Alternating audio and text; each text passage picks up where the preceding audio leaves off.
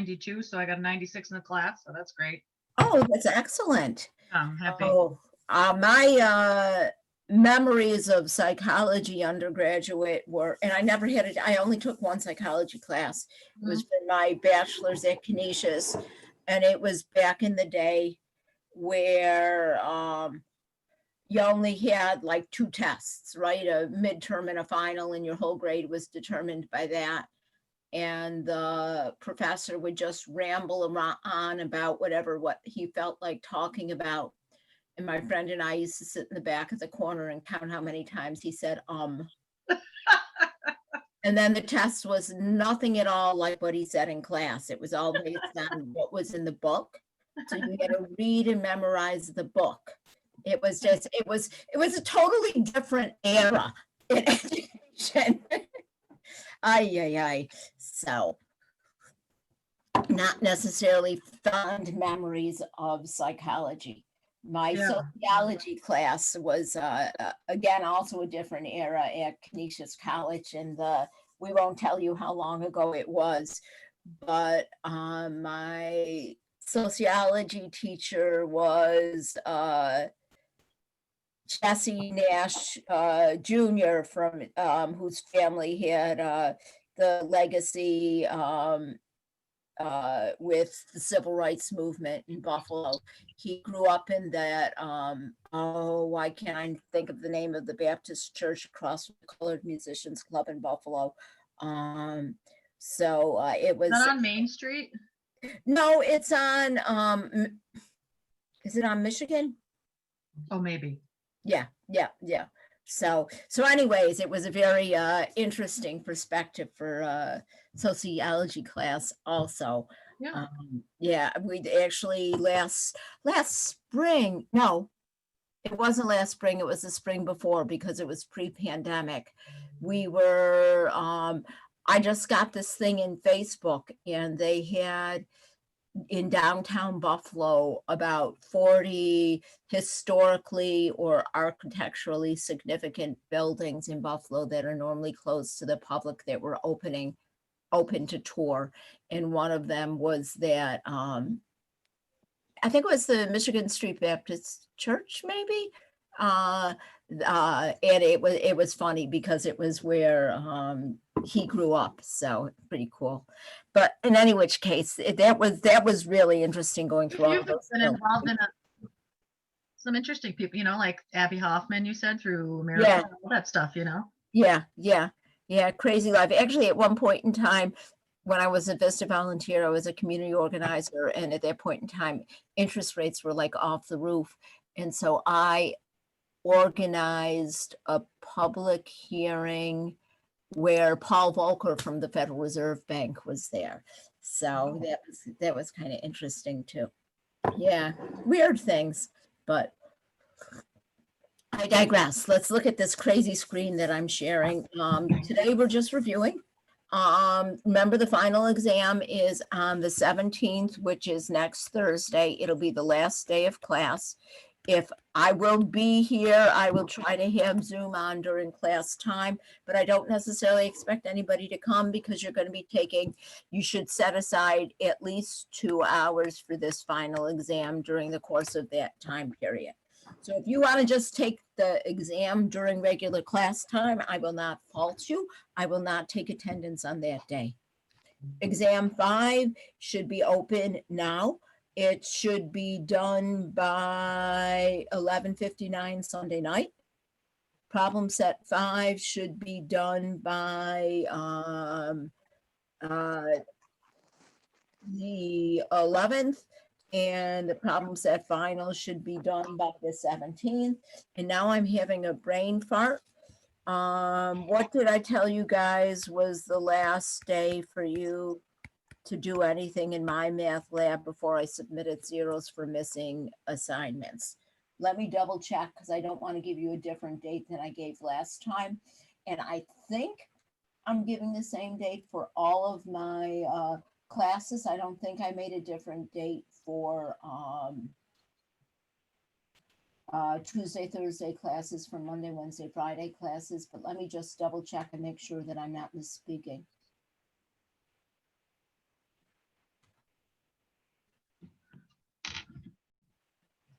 So is that all the homework assignments you're talking about, like ever? Yep, that's everything. So the last day for my math lab is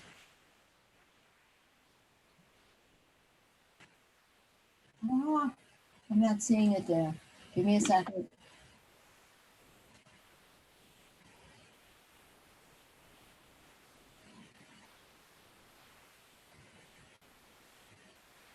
I think I did something wrong after the last class, and so all I have posted for you guys after the last class is the YouTube and not the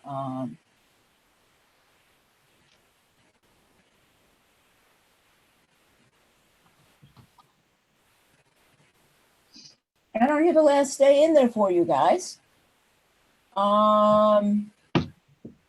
So one more place for me to check. Give me a second.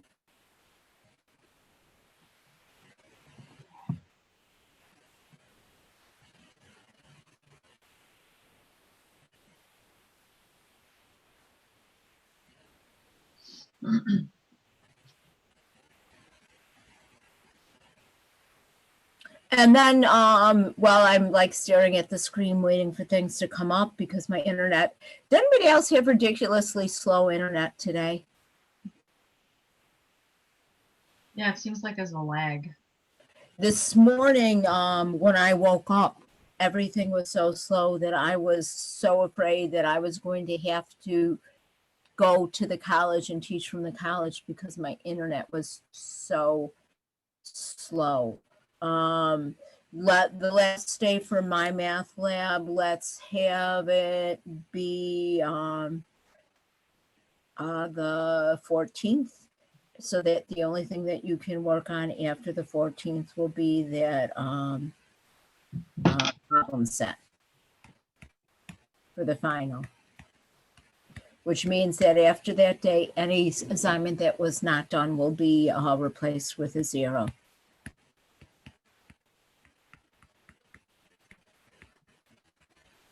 Okay.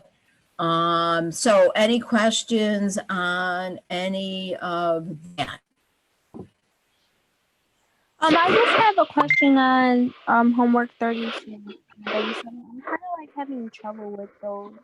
Okay, well, you know what? That was where I was going to go next, was to see, does anybody want to look at any homework problems before we go over that practice test? So which homework number was it, honey?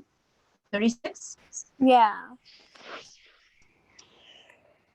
And was there one question in particular, or? No, well, no, I just need to like go over it a little more. Okay, what this first question deals with is if I have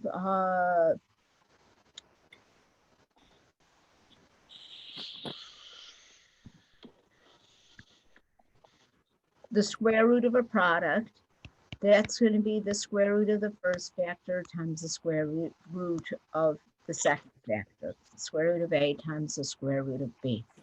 And so if I go on then and look at some of the other problems, I think the first couple were just filling with definitions. So I'm going to scoot to question number 4. For the square root of 63, 63 is not a perfect square. And so when I try to find the square root of a number that's not a perfect square, I have to think about, when we did this in class last week, we made a list on this scrap side of the paper of all of our perfect squares. 1 squared is 1, 2 squared is 4, 3 squared is 9, 4 squared is 16, 5 squared is 25. Are you comfortable with where I'm coming up with this list of numbers, the numbers that are perfect squares? Yes. And so the first one of these numbers that goes into 63 evenly is 9. So I'm going to say that's the square root of 63 is 9 times 7. So that using that rule that we just talked about, we said we can think of that as the square root of 9 times the square root of 7. And then we know the square root of 9 is 3. And so my final answer, simplified form, would be 3 times the square root of 7. How's that look? Good. Is that, did you need more than that, or is that what you were missing from this assignment in general? Should we try a couple more? Yeah. So over here, if I look for the square root of 171, now I'm looking at 171 and I think 9 goes in there. So I'm going to try to take 171 and divide it by 9, which gives me 19. So 171 is 9 times 19. So again, I'll take the square root of 9 times the square root of 19, which gives me 3 square roots of 19. And so that's how we're going to simplify radicals. When it gets a little bit more involved is if I look a little bit later on in this assignment. And if you're, Dan, if you're not real comfortable with these, we went through this entire assignment last class. And so you can see a video of that if you look in the notes for last class. Okay. Over here where I have the square root of 12x to the 10th. Well, if I look at something like x to the 10th, you remember that when we raised a power to a power, we multiplied exponents. So since x to the 10th is x to the 5th squared, we'll say that the square root of x to the 10th is x to the 5th. If I have an even exponent, it's a perfect square. To take its root, I take half the exponents. So then I have to look at that number 4. I'm sorry, look at that number 12. My mouth is 3 steps ahead of where my hands and eyes are. 12 we can think of as 4 times 3 times x to the 10th. So I've got the square root of this product. I'm going to take the square root of each factor. The square root of 4 is 2. The square root of x to the 10th is x to the 5th. And I can't take the square root of 3. But it's most normal to write that radical at the end. So that, I'm sorry, that would be written final answer as 2x to the 5th times the square root of 3. Does that help, hon? Yeah. Okay. Is this enough to get you going or no? Did you want to do some more? Were there any other ones in particular you were concerned with? I'm okay. Okay. All right. Other than this homework, does anybody at all want to look at any of the other homework problems?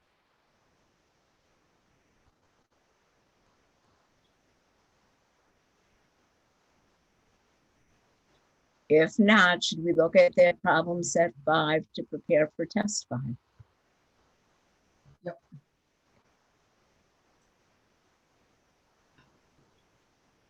We'll just wait for Spectrum to let us do it. Maybe I should have gone into work today. So this question asks us to find the root, assume that all variables represent positive numbers. So over here, define the square root of 4, a to the 12th, b to the 16th, because they're all written next to each other without symbols in between. I know I'm multiplying. And so to take the square root of their product, I'm going to take the square root of each of those factors that I'm multiplying. Square root of 4, hopefully everybody recognizes as 2. And then remember we said if that exponent was even, it's a perfect square. And to take its root, we're going to take half of it. Again, if that exponent is even, it's a perfect square. And to take its root, we're going to take half of it. So here my final answer, hopefully, is 2a to the 6th b. Ah! It disappeared.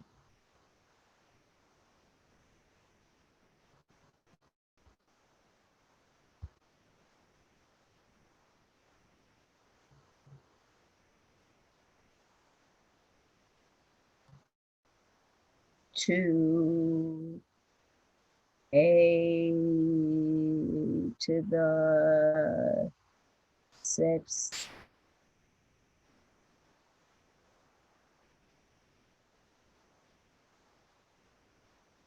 b to the 8th. Maybe I shouldn't take the time to type them in. So there we go. Next one. Well, wait a minute, before I go to the next one, does anybody have any questions on that one, or is that one all right?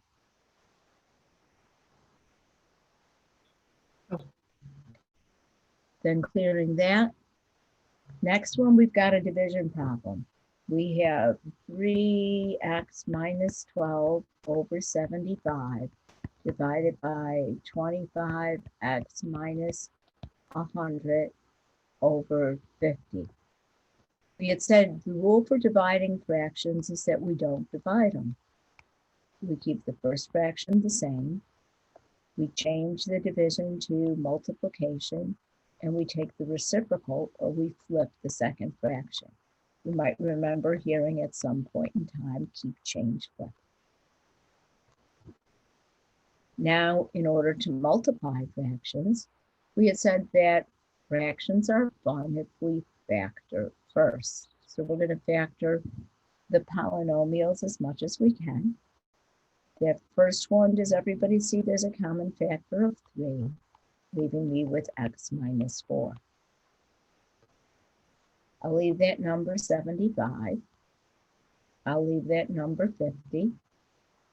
And then over here, when I look at 25x minus 100, does everybody see there's a common factor of 25? And I have x minus 4.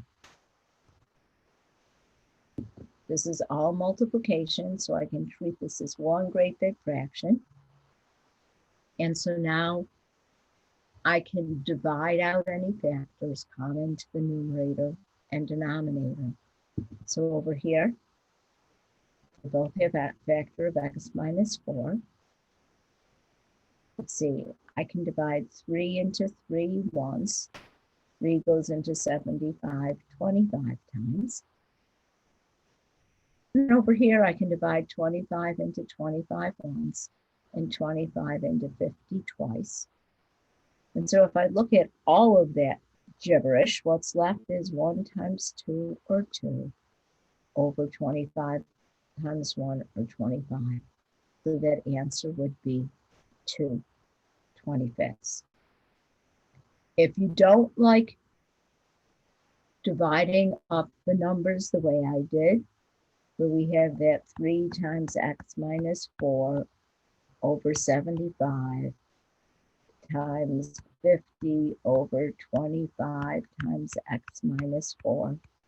If you wanted to, you could just multiply. That would give me 150 over, oh my heavens, I'm going to be lazy and use my calculator for 75 times 25 over 1875.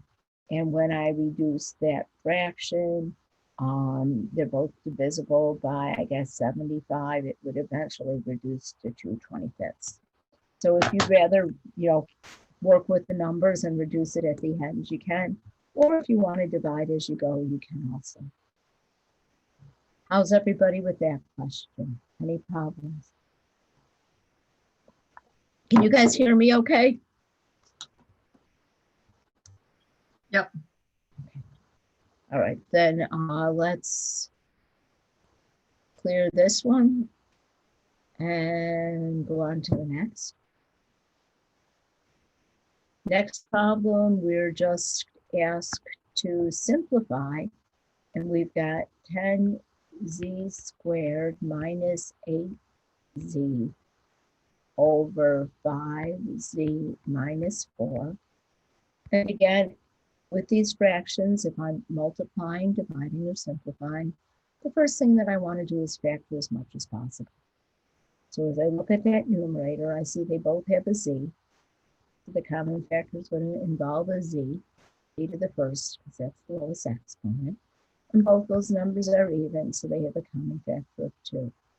So my common factor is 2z. When I divide that out, I'm left with 5z minus 4. Oh, wow. And my denominator is 5z minus 4. So they've got that common factor, 5z minus 4. I can divide it out of both. And so my final answer would just be 2z. How's that one? Good. Good. Then let's clear that and look at the next. This again asks me to simplify. And again, when I look at simplifying a fraction, I want to just think of it as, first of all, 2 factoring problems. First, to factor x squared minus 25. Remember, if I have 2 terms, they're both squares and there's subtraction in between, it'll factor into the sum and difference of the roots, x plus 5, x minus 5. Their denominator, to factor x squared minus 10x plus 25. In order to get x squared, it's going to be x times x. In order to multiply to a positive, I know these signs have to be the same. That middle term tells me they're both negative. And then to get 25, I'll look at that as 5 times 5. Again, if you're not comfortable with your factoring, take the time to multiply those out and make sure you did it right. I'm pretty comfortable with my factoring though. And I also notice now I've got a common factor between the numerator and the denominator. So I'm going to divide that out. And when I look, I'm left with x plus 5 over x minus 5. And that's my final answer. Is everybody all right with that one? Again, don't make any careless mistakes. Don't try to go further than that because now there are no common factors. We can only divide out factors. All right? If that's okay, the next problem. We've got, again, simplify. We've got x cubed plus 6x squared over x squared plus 3x minus 18. The numerator, they both got x's, and the lowest exponent is 2. So my common factor is going to be x squared. When I take x cubed divided by x squared, I get x. When I take 6x squared and divide out the x squared, I get 6. If you want to do a quick mental check, this should distribute back to that numerator. Now in the denominator, to get x squared, it'll be x times x. Because that's a negative 18, my signs will be different. One will be a plus, one will be a minus. 18 can be 1 times 18, 9 times 2, or 6 times 3.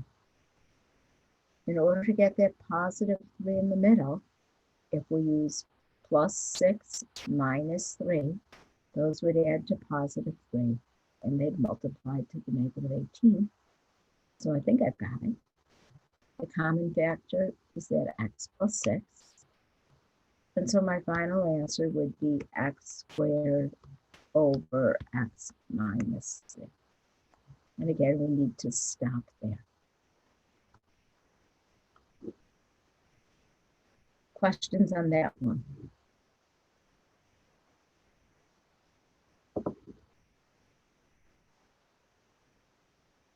If not, let me clear it and go on to the next. Find the quotient and simplify. So over here I have m squared minus n squared over m minus n divided by m over m squared minus nm. That's a mouthful. Again, first of all, it's division. I don't know about you guys, I don't like division. So the rule for division is to rewrite it as a multiplication problem. First fraction stays the same. The division becomes multiplication. And then I take the reciprocal of the second. Now, it looks like something should reduce there, but don't make a careless mistake. You cannot reduce until you factor.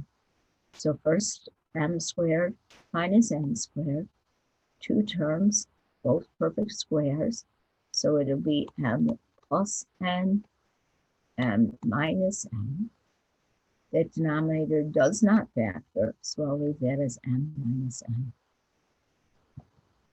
Then this numerator, I think there's a common factor of m. When I take that out, I'm left with m minus n. And then this denominator is m. Now, I'm going to think of this all as just being one great big single fraction, and I'm going to simplify. There's a common factor of m minus n. There's a common factor of m. And so that would be m plus n times m minus n.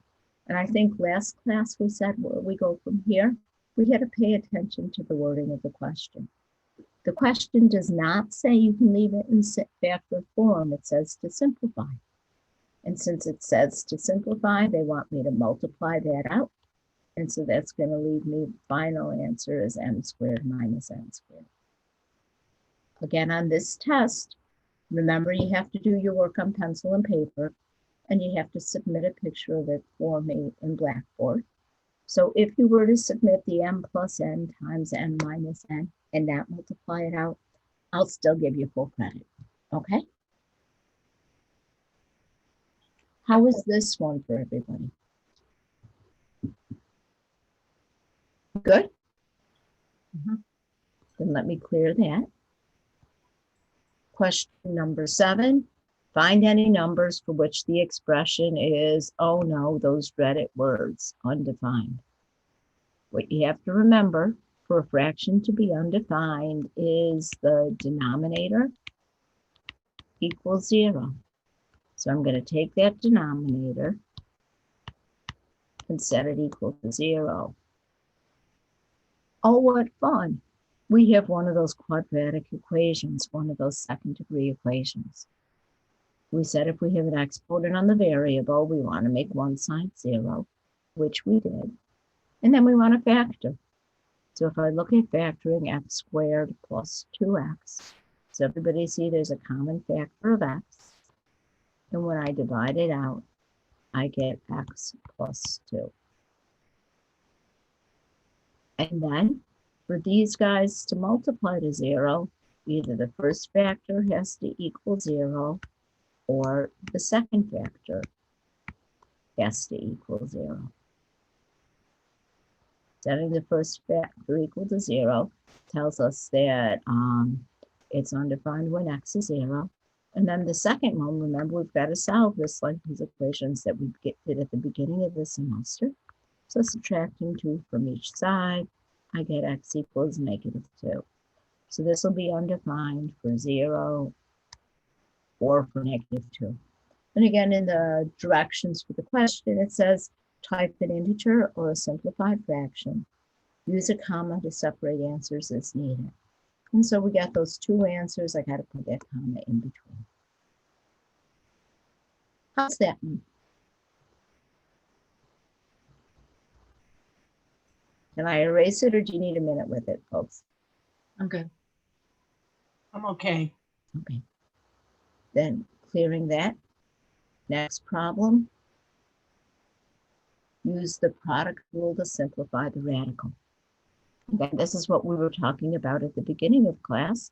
I've got 5 times the square root of 27. Well, when I picture my list of perfect squares,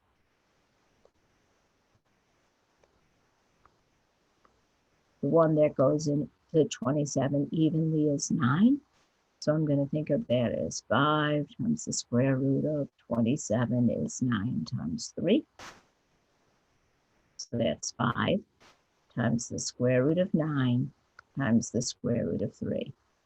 Now be careful, we're only going to take the roots of numbers that we can. This is already just a plain old 5, so we're going to leave it alone. There's no symbol in between here, so I'm going to multiply. The square root of 9 is 3. The square root of 3 is an irrational number. I can't take the square root of 3 without getting all sorts of decimals that don't repeat, they just go on. So here, I'm going to have to leave that radical 3 alone. So then 5 times 3 is 15 times the square root of 3. And so this would be my simplified form. Diana, those were the ones you were asking about at the beginning of class. Is that all right for you, hon? Yes. Okay. Everybody else okay with that one? Yes. Any questions? I'm going to erase it.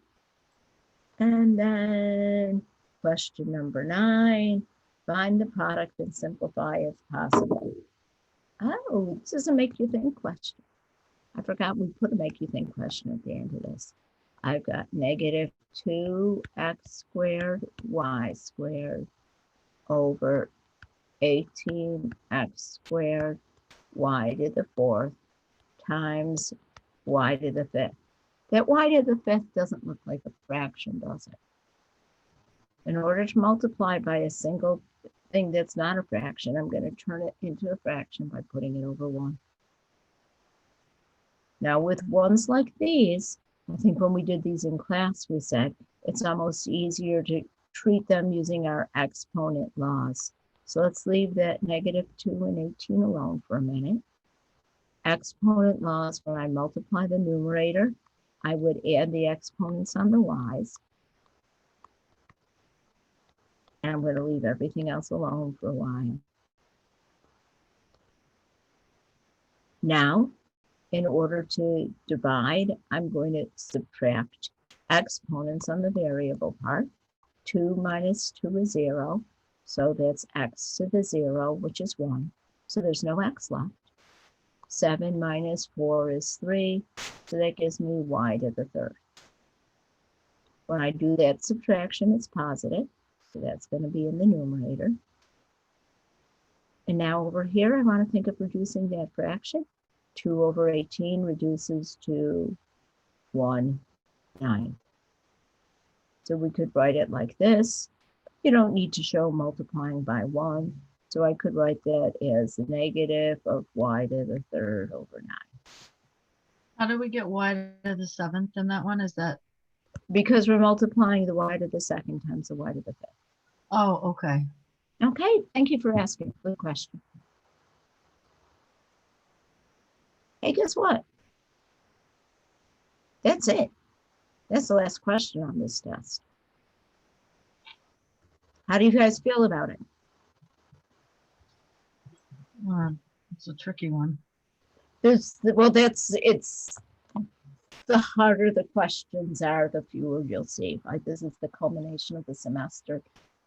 In order to do these problems, you kind of sort of have to put together everything that we've done so far this semester, which is why I like these fractions, because all of a sudden you can see all of the pieces in action at once, and you find a use for things like factoring. So did you want to try this again on your own? And I'll give you guys like a half an hour to work through it and go over it, although we'd all have a slightly different iteration. Do you want to try it together as a class again?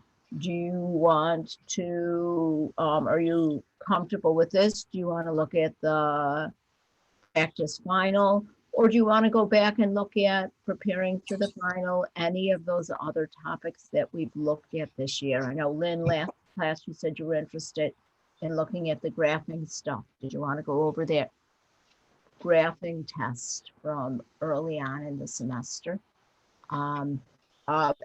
Everybody, what's your pleasure? How did you want to review the rest of today? I just want to continue to go over the test 5, if that's okay with everybody else. It's not, I don't really care, but I also have a question. we have to show our work for the final and the test 5, correct? Yes. Okay. The reason you have to show your work is because I can give you partial credit if I see work. Okay, good. The other reason you have to show your work is because all of us in the math department know that there are apps out there where with the right app in your phone, you can just take a picture of the problem and the app gives you the answer. And we don't want anybody to get full credit for just using an app. We want to know that you know how to do the math. Math is much more about the thinking skills than it is about getting the answers. So, okay, so what else from test 5 did you want to look at? We can go over a little more of that. And then let's look at, Lynn, did you still want to start looking at the graphing stuff, or do you want to wait until Tuesday after test 5? I'll wait. So Okay. this stuff is fresh and I'll do some practice on those other things. I'll go back and do some other things, then maybe Okay. I'll have questions. Now- or I won't have questions. Because I didn't go through and do a heck of a lot of stuff as a student, I don't know if it's going to work for me going through, but you folks as students, I think if you go into my math lab, I'm going to minimize the class here and this toolbar. I go back to the main menu. If you go into, I go back to the main menu.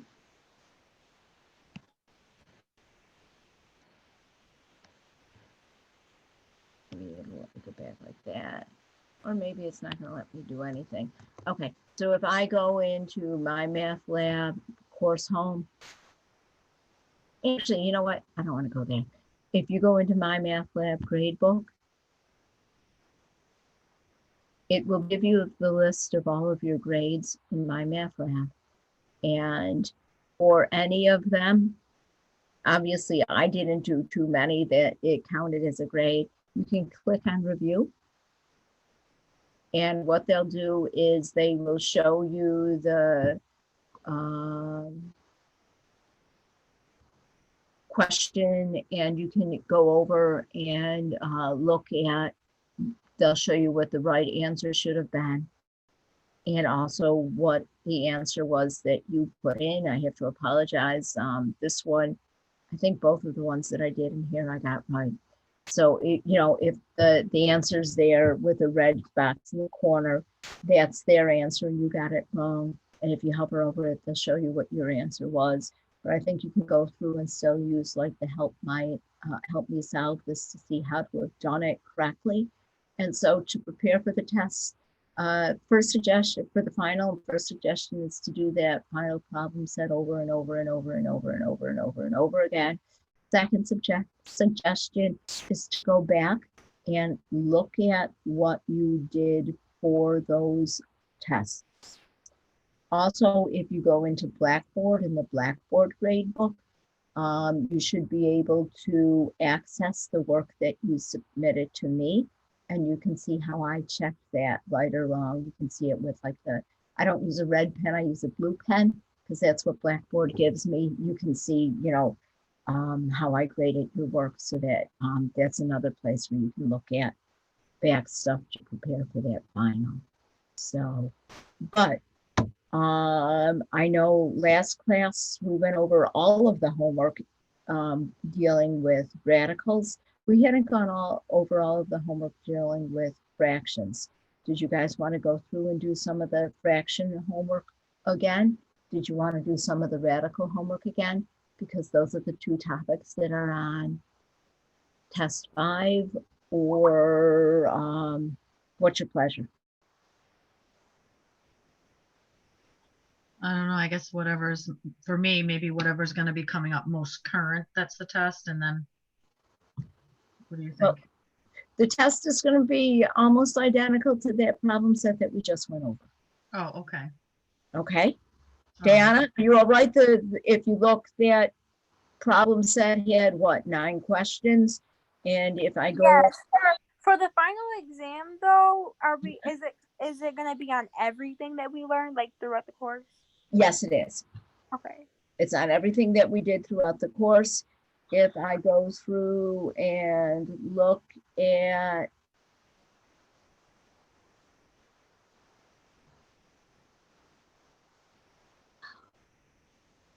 the preliminary final and the final, the preliminary final has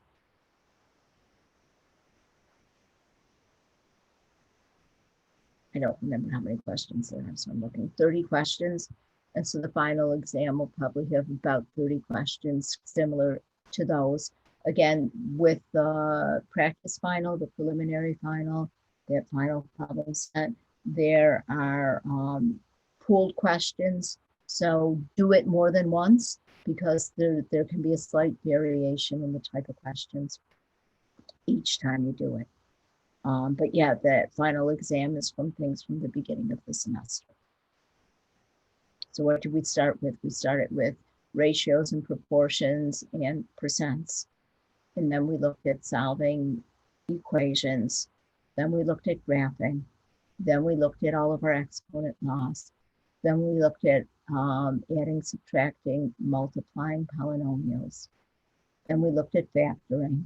And then we finished with the fractions and radicals.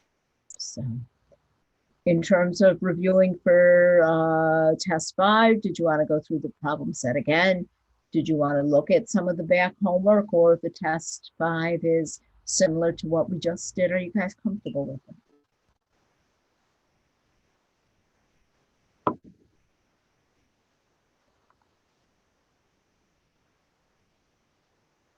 Nobody has a preference? I mean, I guess that practice test 5 didn't seem like that was majorly hard. So I guess, I don't know. I guess there's a lot to think about for the finals, so I don't really know where Okay. to start. And I haven't reviewed personally yet to have any questions fresh in my brain. Okay, all right. Diana, you were the one who was concerned about test 5. Did going over that practice test 5, did that ease some of your concerns, or did it make them worse? No, it helped a Okay. lot. All right. So should we look at that preliminary final together? Or did you want to wait until Monday to do that so that you guys each have a chance to work through that preliminary final on your own first? Yeah, can we do it Monday so it's like in my head? Uh-huh. So what do you guys want to do with the rest of today? Did you want to do more in class together? Did you want to go over more things together? Or should we call it a class? And if you want to, you can go ahead and take that test 5 now during what would be class time.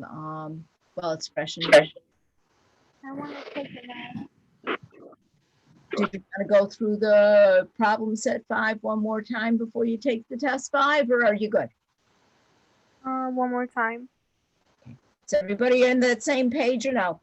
Sure, it'll give us different problems, correct? Yeah, it'll give us similar yet different. All right. Sure, what the heck, it's only 9, right? 9 again? Yeah. All right. And I'll tell you what I'm going to do. I'm going to put each question up here, and I'm going to wait a couple minutes and give you guys a chance to do it on your own. And then we'll go over it. How's that sound? Mhm. So here's the first one. Have fun.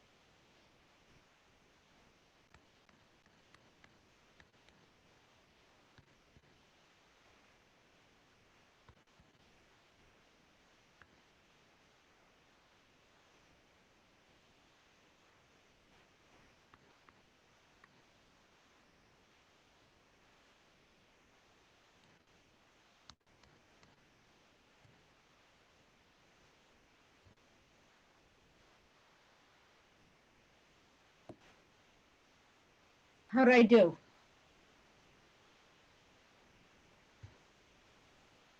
I got to the factoring properly, Good. but then, and I know you have to do it to 0, but then how come you separate them out? Like, I guess that last step.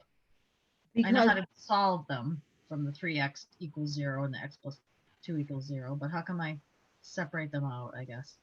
because there is a rule that we spoke about when we were talking about solving equations with exponents.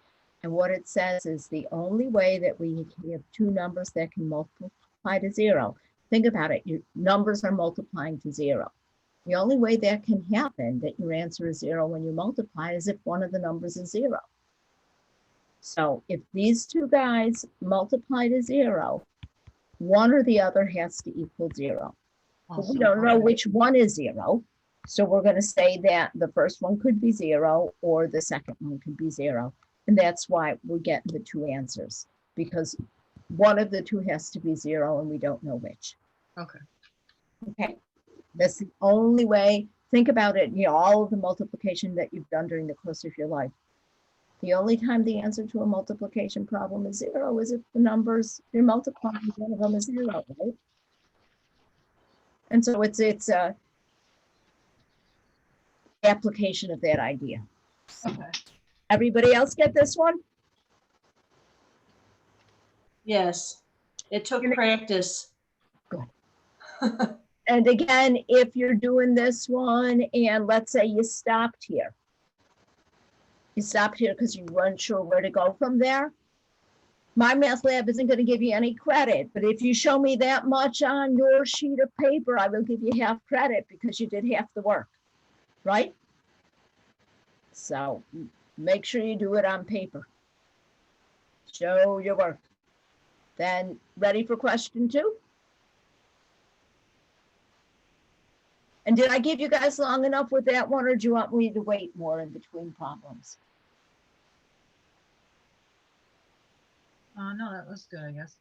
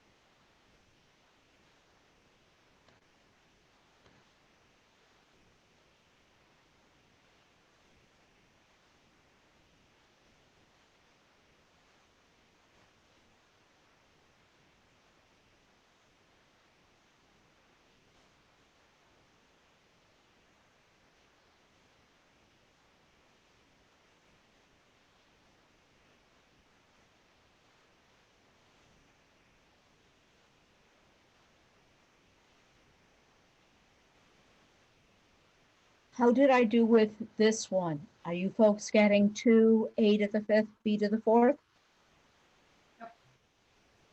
Yes, Any questions on that one? Diana, you all right with that one, honey?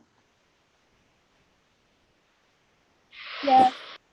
And Kate and Lucas, I have not heard from you in a while. How are you two doing with these? I'm good. You're good? Yeah. Okay. Lucas?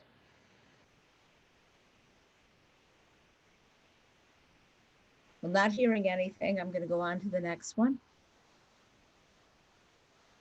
This one is a simplify.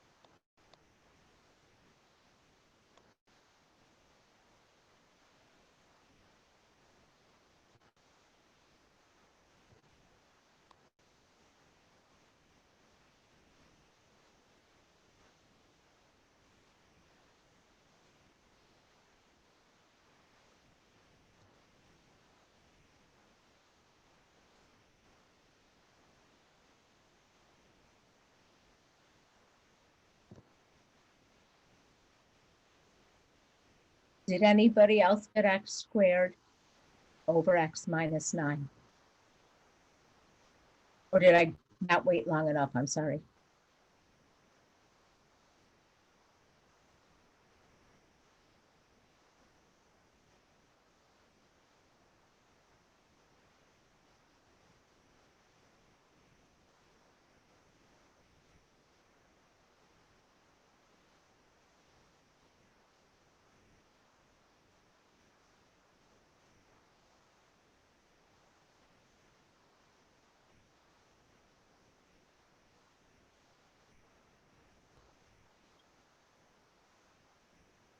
I'm sorry. How's everybody else with this one? Okay. Okay. Diana, Kate, how are you two? Need an explanation or are you good? I'm okay. Okay, I'm good. all right. Then let's clear that one and go on to the next. Use the product rule to simplify the radical. Woohoo, that one's fun.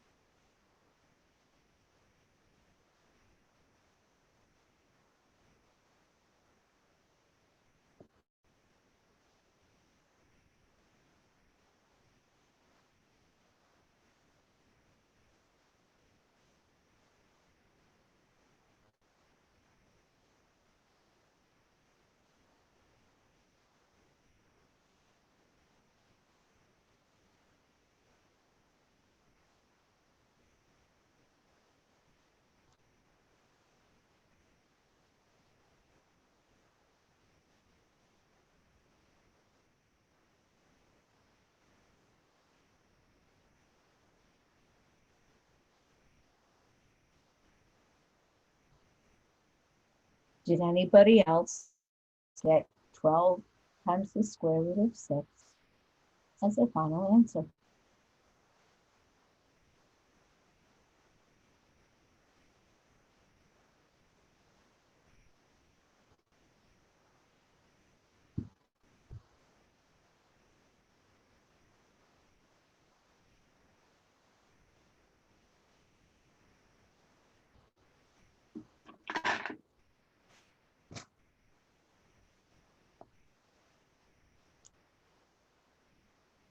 You know what I did wrong without thinking on that one is I just made the 4 to 2. I like, It's outside the square root. So right. don't mess with it. If they're outside the square root, the only way we're going to mess with them is to multiply at the end. Okay. Okay, only take square roots of numbers that are underneath those square root symbols. Anybody else? Are we good with this one? Should we move on or do we need more explanation?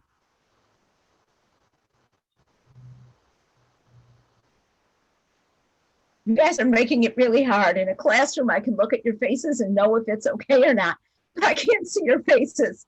So I'm at a loss. Are we okay with this? I'm good with Yes. that. except that Okay, fourth thank one, you. that's the 4. Okay. Then next one is simplify. Oh, we don't want to put a stamp on it. Well, let's put a stamp on it. I'm going to stamp the page up for fun while you guys are doing the problem. How's that look? Y'all like our fractions, right?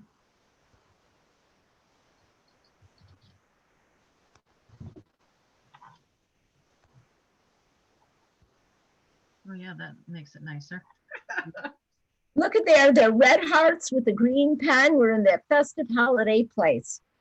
We might need to supply some beer or something while we're doing these things to make it even nicer. Root beer, root beer. Yeah, right. Ooh, I was never a big fan of root beer. Ginger ale, though, that's close.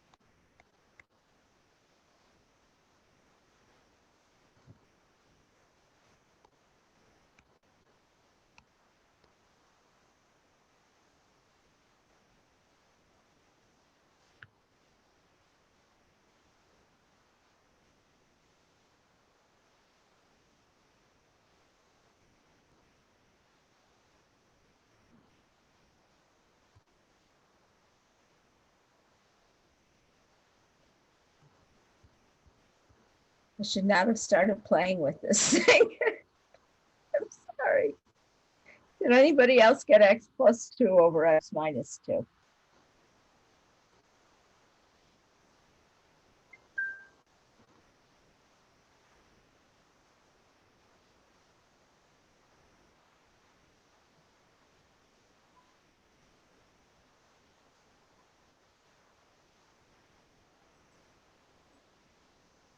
The only time when we factor, when we have the number on the outside of the parentheses is when each of those, like if x2 and 4 each had a common factor. That's the one I put on the outside. Right, the one that if you just put a single quantity on the outside of the parentheses, that's a common factor. And Right. so over here, as I look at this first numerator, there is no common factor.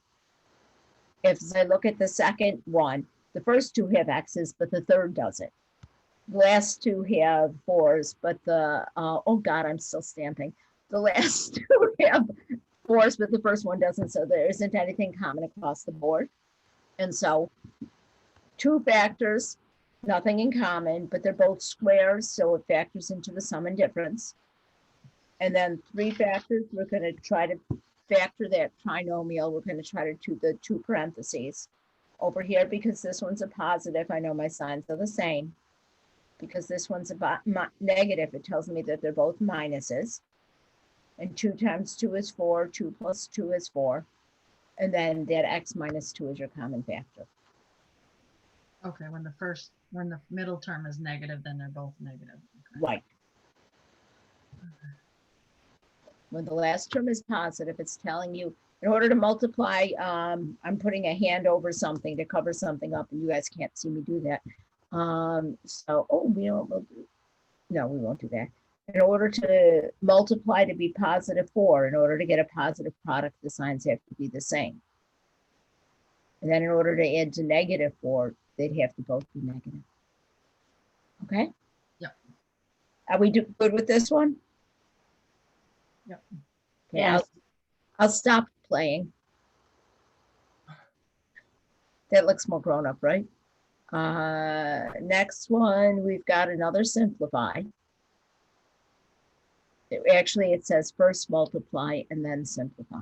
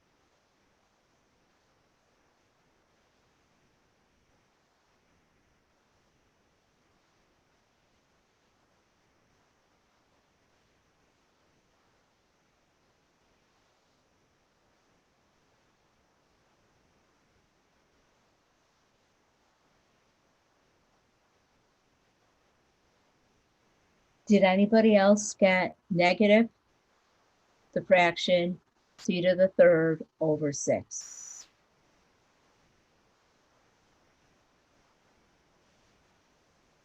Almost, but yep, I got there. Thank you.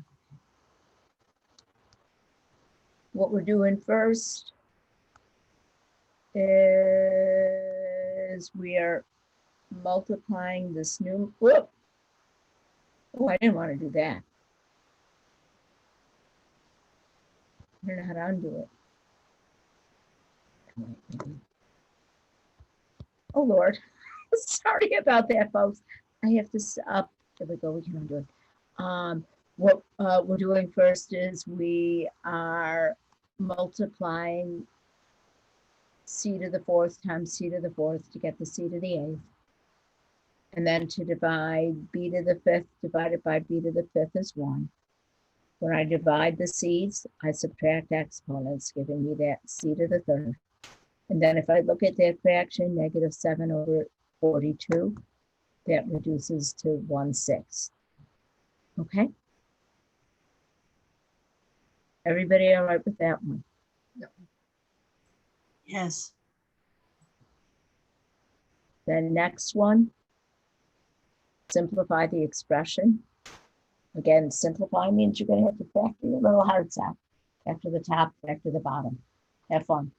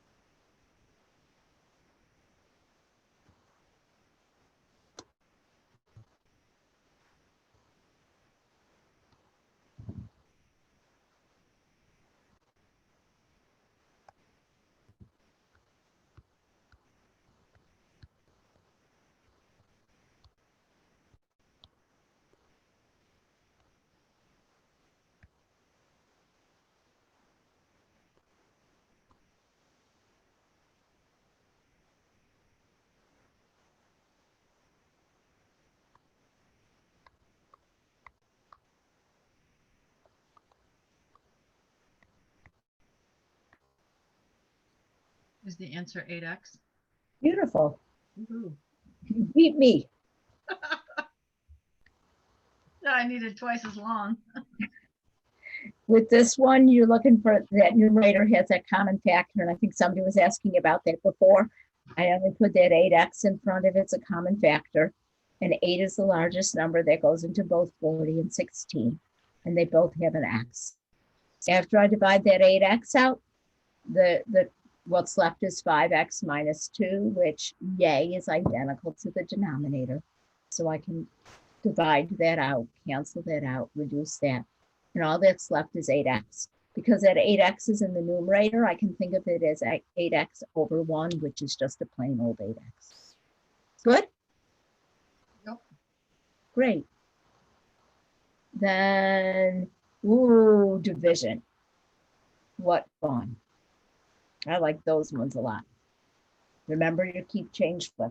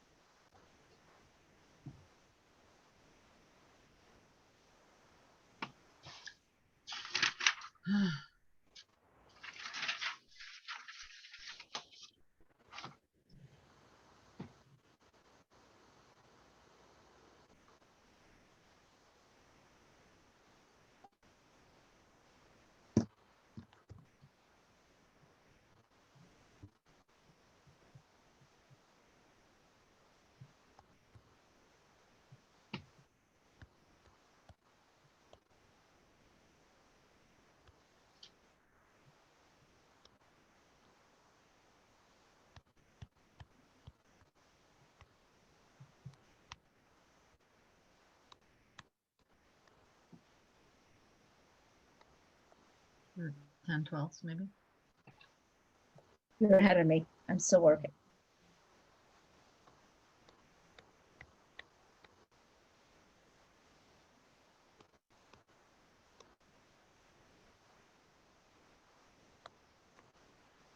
How about 5/6?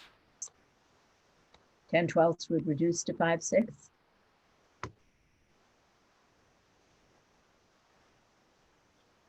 So your 10/12 was correct. It's just not simplified all the way. Okay. Okay. So my math lab, you're taking the test. First time you type it in, you type in the answer 10/12. They're not going to give you any credit.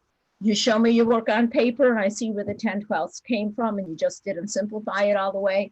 This question's worth 1.0 points. If I see that, you'll probably get 0.9, 9/10 of it, like 9 out of 10 possible points of the question. So what you did was great. Just see if you can go further. All right. When is it when it's the answers that we don't reduce it, when it looks like it's an upside down fraction that can be reduced? Remember I asked you that Tuesday, Right. you were telling me? Right. And so if this were 12/10, I'm doing a hypothetical right now and I'll scratch it out because it is nothing.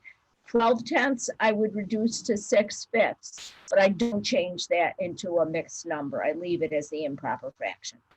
Okay. Okay, so the only thing we don't want mixed numbers. They're going to say integer or a simplified fraction. They're never going to ask you for a mixed number. So never divide out. If the numerator of a fraction is bigger than the denominator, don't change it into a mixed number. Okay. I know probably in K-8, it was drilled into your head that the top should never be bigger. But once you start doing algebra, it's okay.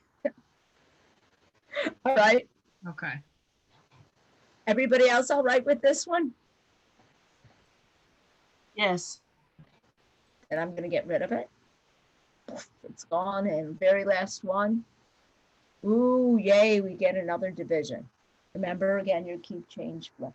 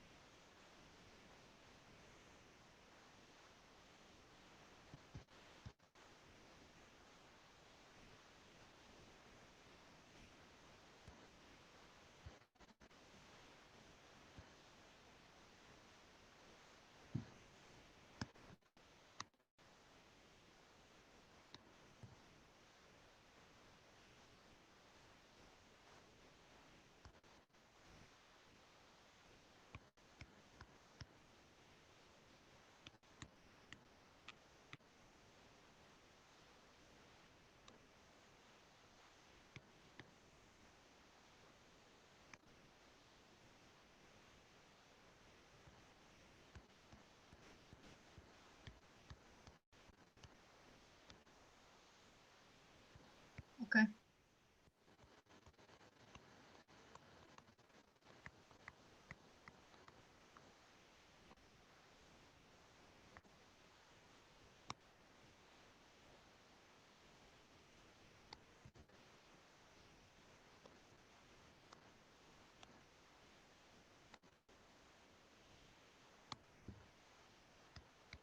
You guys can shoot me if I'm having too much fun playing with the colored pens.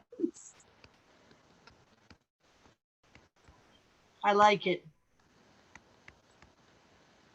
If you stop here on the tests, I'll give you full credit, but I think in my labs, they want you to go here. But I'm fine with either of those answers. And I have to apologize. Usually I love taking a lot of time for students in class to work on a problem, and I walk around the room and look over your shoulders. Right now, I can't walk around the room and look over your shoulders. And you have to feel sorry for my poor husband. I don't sit still well. So that's why I've taken to doodling while you guys are working, because I would much rather be watching you work and looking over your shoulders. But at this stage of the game, I can't. So how are you guys with this one? I'm good. I got it, except I didn't get I didn't simplify it to the x squared minus y2, but as I just space it. Okay, my labs might not like it, but I'd love it if you left it the other way so you'd get full credit. So I guess the moral of the story is part of the reason I know on campus, there are some instructors that still use the MyLabs for their in-class test. I never did.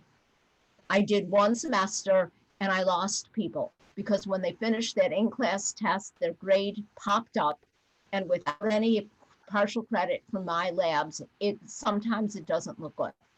And so I always retyped the questions, the same questions for my labs, but I retyped them on a separate sheet of paper so that nobody saw that grade without the partial credit, because I think you need to get the partial credit. And so if it pops up with a bad grade because they didn't see your work and didn't give you partial credit, don't get discouraged.